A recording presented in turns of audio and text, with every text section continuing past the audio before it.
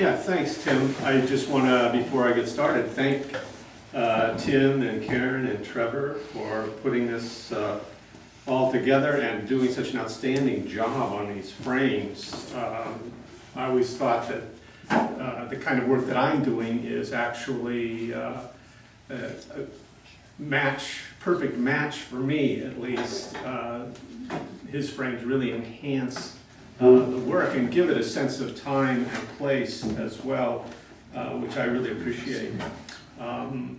Typically, plein air painters are framed in gold, and this is, I think, more accurate in terms of the San Francisco Bay Area, this kind of framing. And I want to also say, I'm not really a plein air painter. I'm more of a studio person. And in fact, I think that there is this sense, particularly with the 19th century Barbizon school of painting, which is early 19th century, that painters were going out and working entirely plein air, which is really not the way it worked. Painters would sketch outside, and then they would bring their work back into the studio and finish those paintings in the studio, or work from the sketch and do something entirely new from the yes, a little light up. Oh, okay, I got you, sorry. But this idea of working outside and completing a painting outside is not necessarily the way it went in the 19th century, and certainly that's not what I do. Most plein air painters, I think, touch up on in the studio as well, or tend to anyway. So let's get this going here. Take a second for this to warm up. The kind of work I'm doing is really tied into this idea, or at least I try to tie it into this idea of transcendence and the notion of naturalism. What is naturalism? What is transcendence? What do I mean by those kinds of things?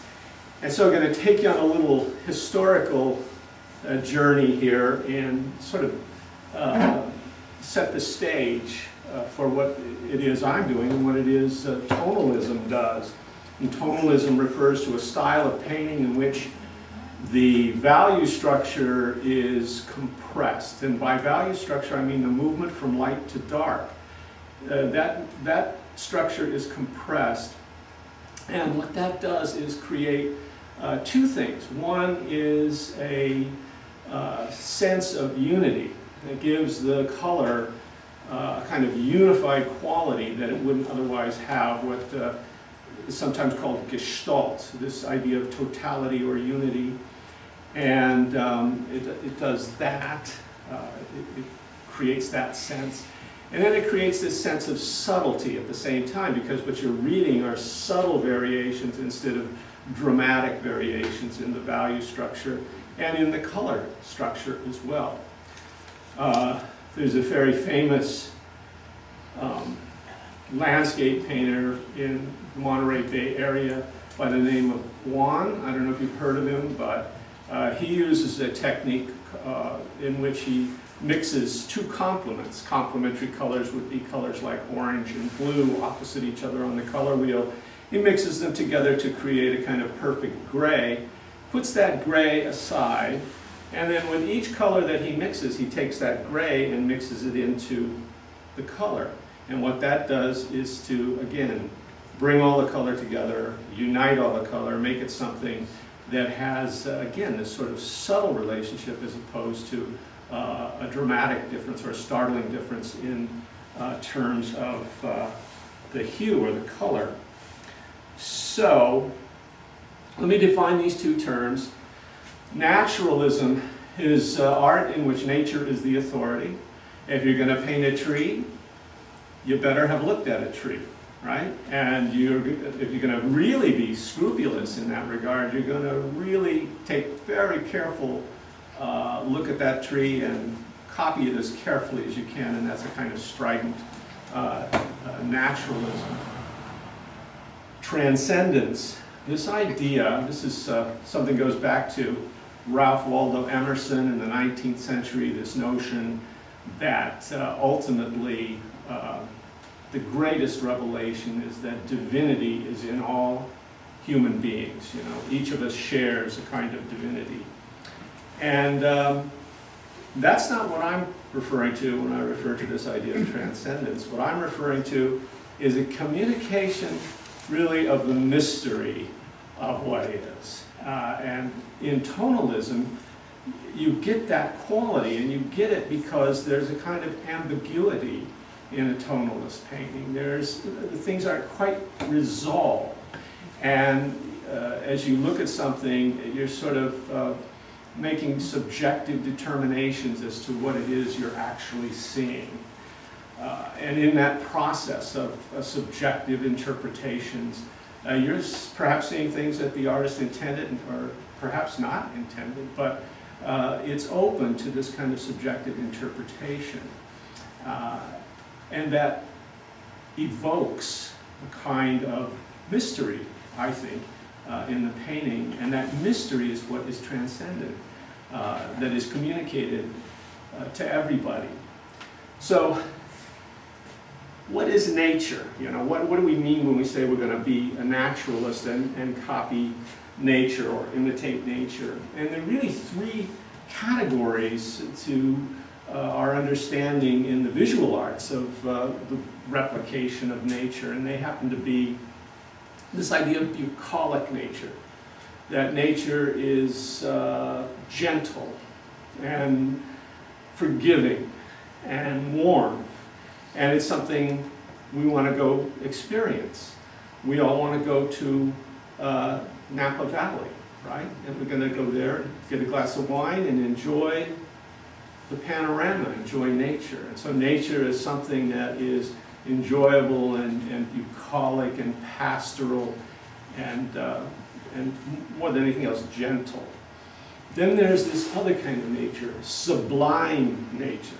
Nature that is overwhelming, overpowering, something that violates what you think, or violates your expectations.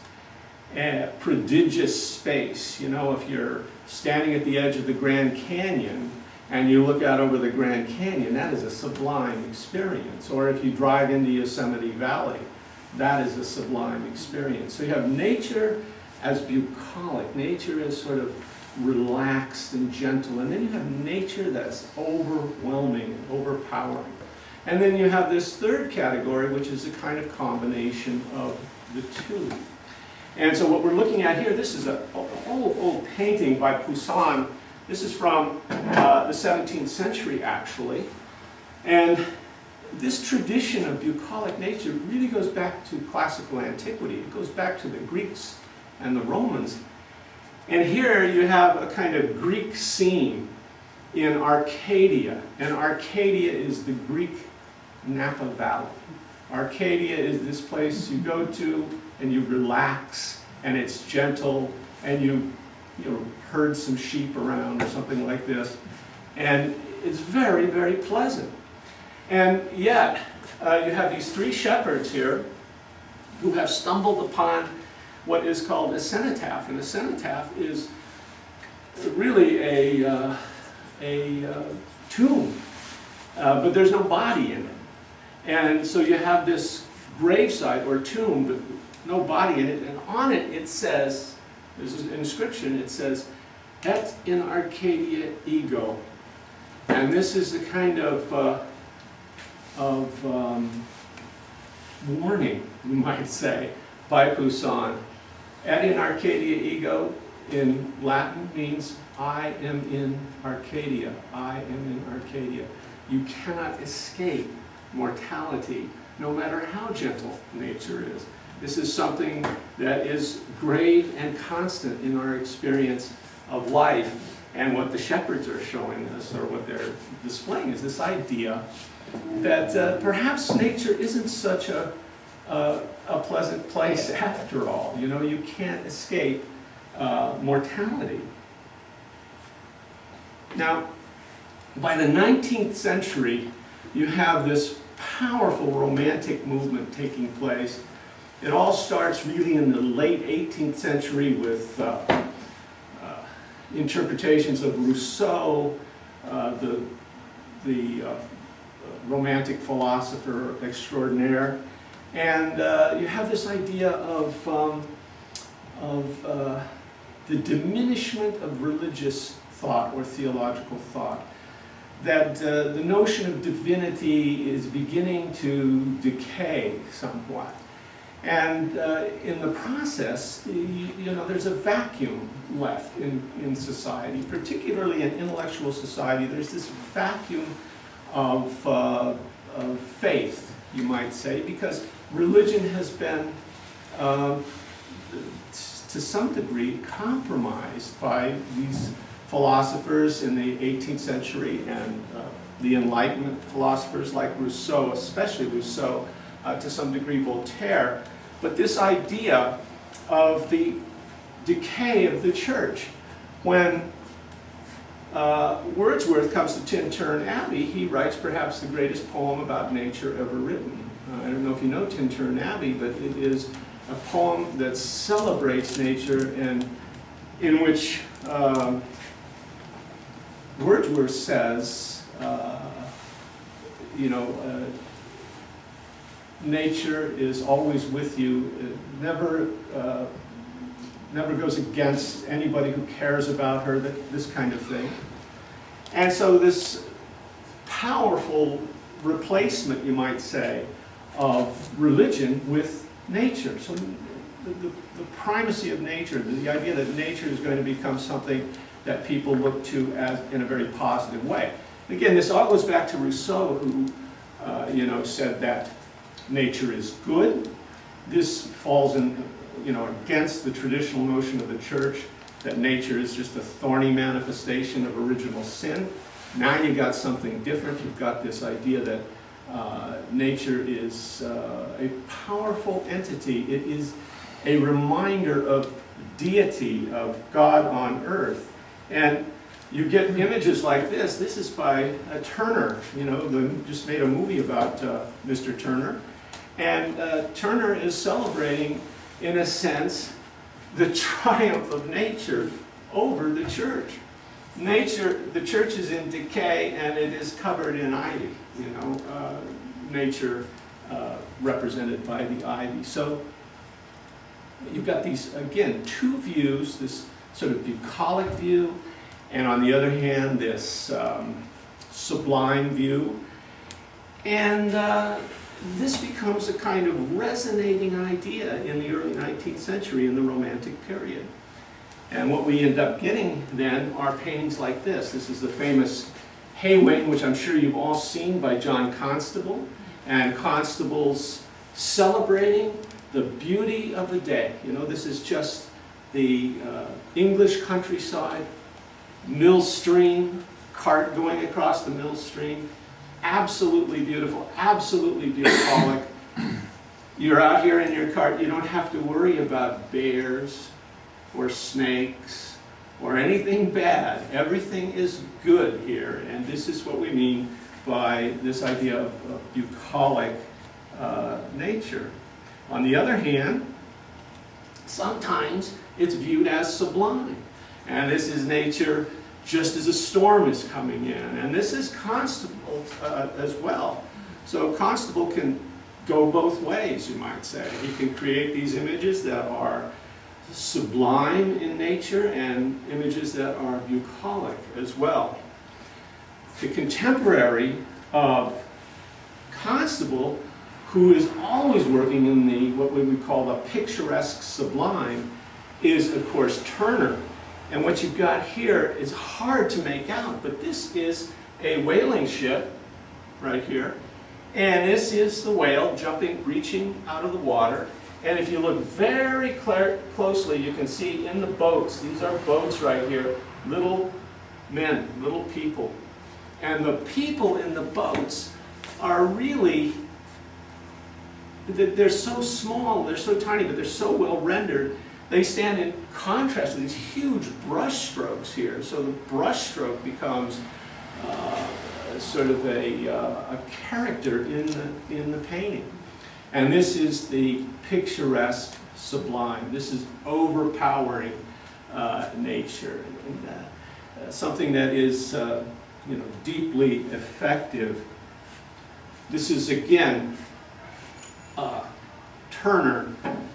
The trick in a painting like this is to get that horizon line way, way down, prodigious space, or take that horizon line way, way up, and you have the same effect.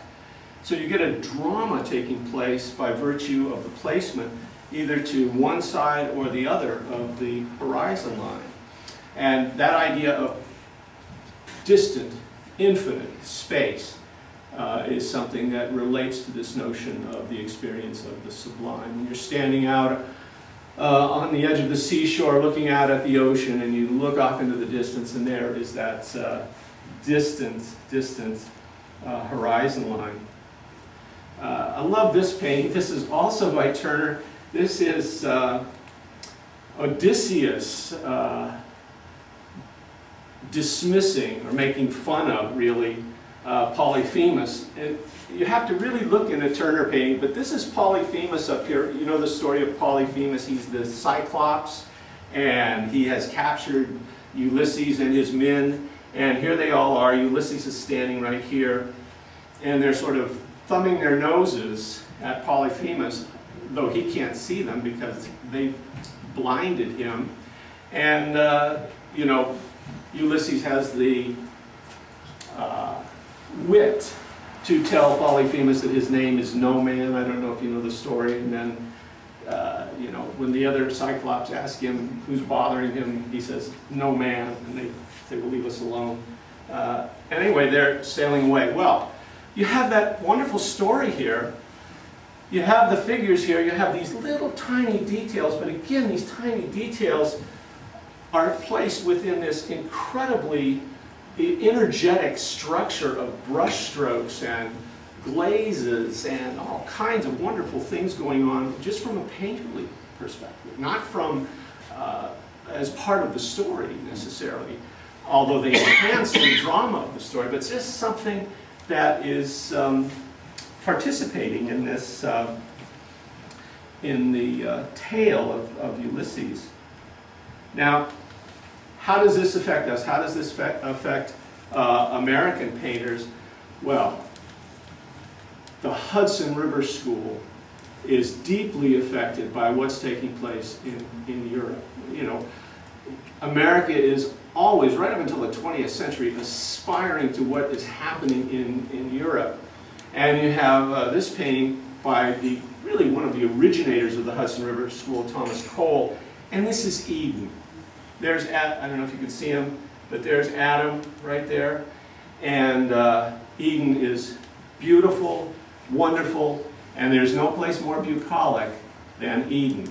And so what we have here is a view of nature as something that is absolutely beautiful and freeing and open and wonderful, really. I don't see anything negative here at all.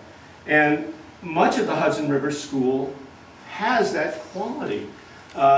Here, a dangerous iceberg, but it is just a beautiful iceberg, isn't it? I mean, it really is absolutely spectacular because it's so beautiful. This one by Frederick Church. This is by an artist named Heed. A kind of minor part of the Hudson River School we call Luminism, or what we call Luminists. This is a sort of minor group in the Hudson River School. And these Luminists are interested in, above all else, light and the quality of light.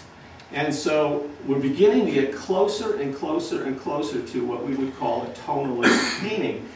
And in Luminist painting, we really have, in a sense, sort of the beginning of this movement towards tonalism. Luminist painting is almost surreal in its stillness. It has a kind of still, empty, distant space.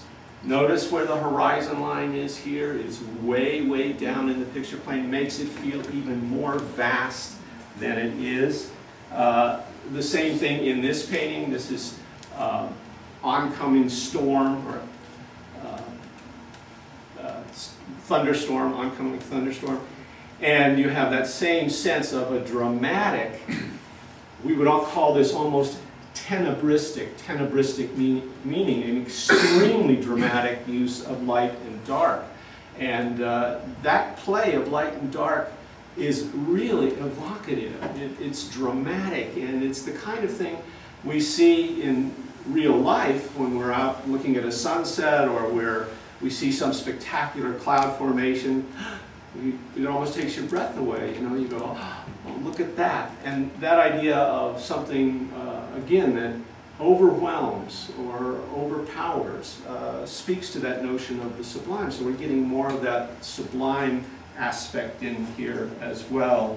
This is by Gifford, Robinson Gifford, and again, that crystal clear quality of light, perfect temperature. This is aerial perspective, this idea of diminishing contrasts in the distance. All of this stuff is really effective and evocative, and that's what these luminists, again, were after. Beautiful seashore with dramatic tenebristic light, so that when you see something like this, this is referred to as open form. Where does the rock end? You can't see it. The rock has disappeared into the background. This is called blind spot. You don't see any detail here. So a lot of blind spot, a lot of open form, things like this that communicate, again, more than anything else, just the drama of the experience of nature. And this is by Kenzie. Yeah, I always loved this painting. Where's the horizon line? Way up here, and you just feel this fantastic space going off into the distance. So these artists, these Hudson River School artists, both the traditional, what we call sometimes the first generation of Hudson River School painters, and then the second generation of Hudson School painters. And in between there somewhere, these luminists that come along, who are part of this movement as well. Now, this is a painting by an artist that nobody seems to have heard of, but he was perhaps the most popular painter in the history of France, particularly in the 19th century. And his name was Meissonier.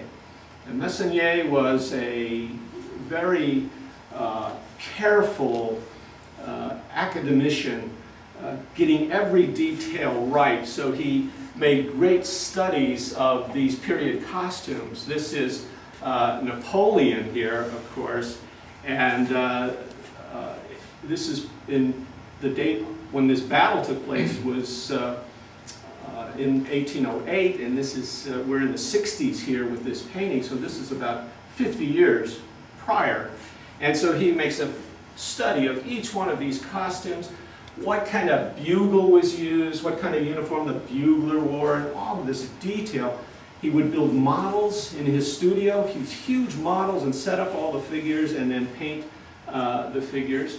And he was in France in the mid-century, mid-19th century, he was the most popular artist in France, but nobody's ever heard of him, which I think is fascinating. My favorite painter, George Inness, made a distinction between Meissonier, who he called a scientific painter, painter of great detail. And there's a story of John Ruskin looking at a painting by Meissonier with a magnifying glass for over an hour, looking at all the details. He was so fascinated by the details. And then another painter,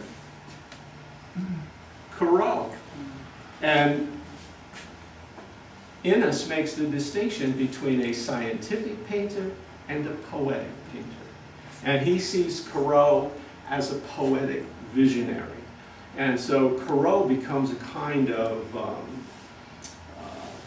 goal post, you might say, for Innes. So these European painters are going to have a tremendous effect on American painters, there's no doubt about it.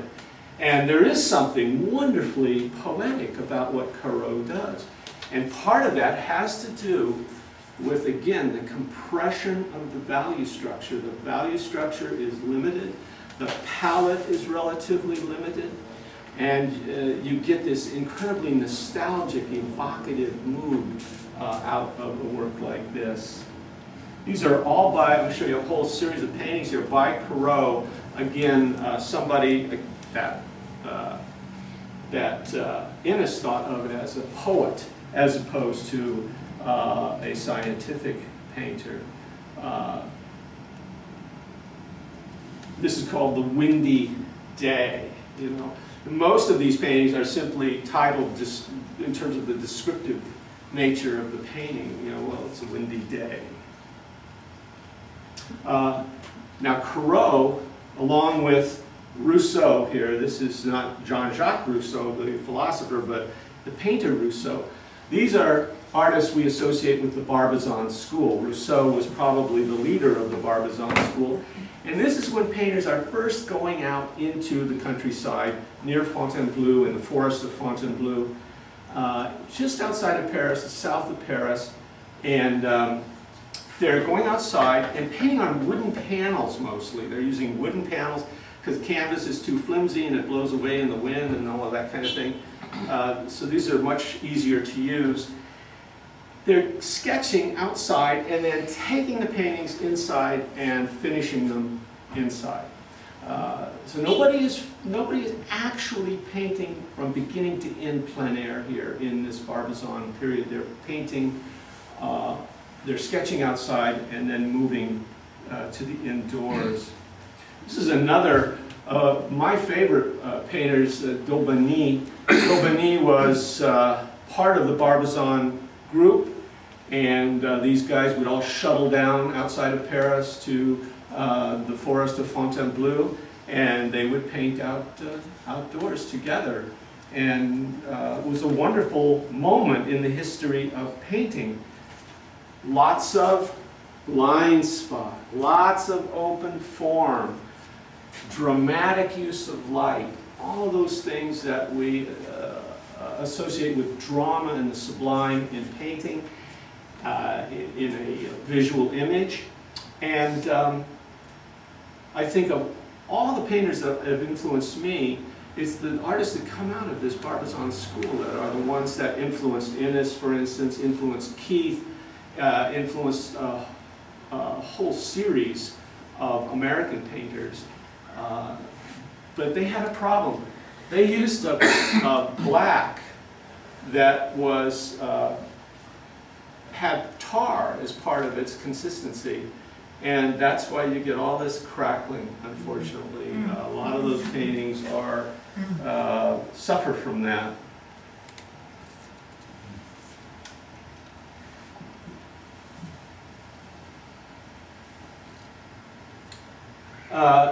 This is called Willows and Fishermen. This is by an artist named Dupre, part of that same group. I'm just going to sort of run through these because I want to get to a little slower than I thought I would. This is a work by another Barbizon school painter by the name of Pena.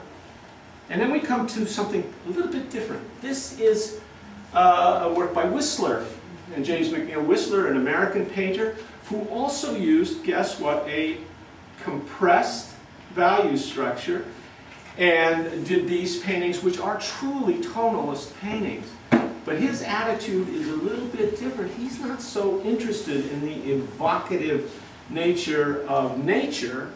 He's interested in art for art's sake. He's interested in art aspiring to the quality of music. In other words, when I play something on the piano in a minor key, it has one feeling. If I play it in a major key, it has another feeling. In a minor key, it might be kind of sad. In a major key, it's happy, you know? And in painting like this, he wants you to read this the way you would listen to a piece of music. He wants it to be experienced formally. Formally meaning what's represented here is line, value, color, and texture. These are the formal structural elements, and you're supposed to be enthralled just by the message, you might say, of the formal elements. But he is working as a tonalist. This is also by Whistler. And here's something really, I think, telling and interesting. This is, of course, an intaglio print by Whistler. All this line, if you know anything about printmaking, you might see this. This is dry point line. All of this is called dry point line. And this is where you take a stylus and you actually make a groove in the plate. You draw into the plate and you create a burr on the plate. And they're doing this in copper, wiping it with ink, and the ink is caught on the burr and goes in the groove. But he doesn't wipe it completely. This is not what we would call an honest wipe. And if he was in a printmaking class, the instructor would say, you need to wipe that more because he's left all this tone on the surface of the plate. So even in his prints, he's adding tone. This is something that can't be repeated. In other words, you can never make it again exactly like this because you can't get that tone simply by rubbing exactly the same each time. It's going to be a little bit different each time. And so this becomes what we would describe as a monoprint instead of a print in a series. For example, here, notice that the line is really very, very light. It's not very dark here. And you have plate tone down here, and you can see the white marks. You see the sort of scrapes on this, and up here as well. Here's the exact same print. Again, here he has wiped thoroughly the dark, and that builds up the black and makes it very dark. But again, he leaves plate tone down here. So he's really interested in this tonal quality, and again, this is by virtue of compressing the value structure. So if we go back here, you see the value structure is really compressed, and if we come here, you can see that there's much more contrast between where he's really wiped the plate and the value structure above.